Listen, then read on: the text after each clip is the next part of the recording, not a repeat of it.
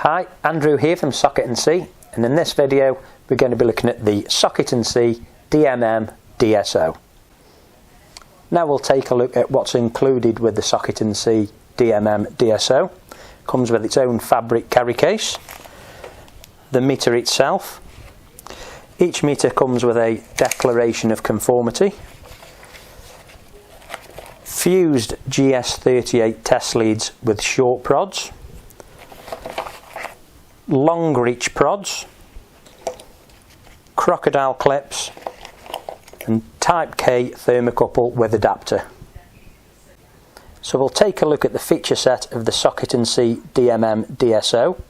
It has continuity and resistance range for belling out, temperature which is Celsius or Fahrenheit, capacitance measurement, frequency.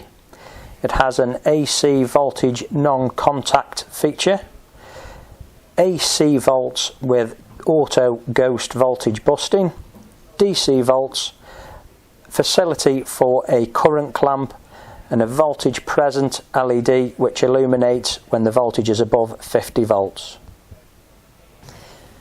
Now we're going to look at the Socket & See DMM DSO ghost voltage auto bust feature.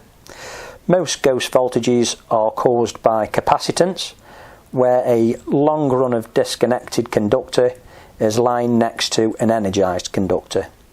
In this example we have a 10 metre reel, and then I've disconnected the earth, so this earth is now a piece of conductor running in parallel with the live conductor. If I take a measurement from neutral to the floating cable on a 10 megohm input digital multimeter, we have a reading of 106 volts. If I then use the Socket & See DMM DSO with ghost voltage auto bust,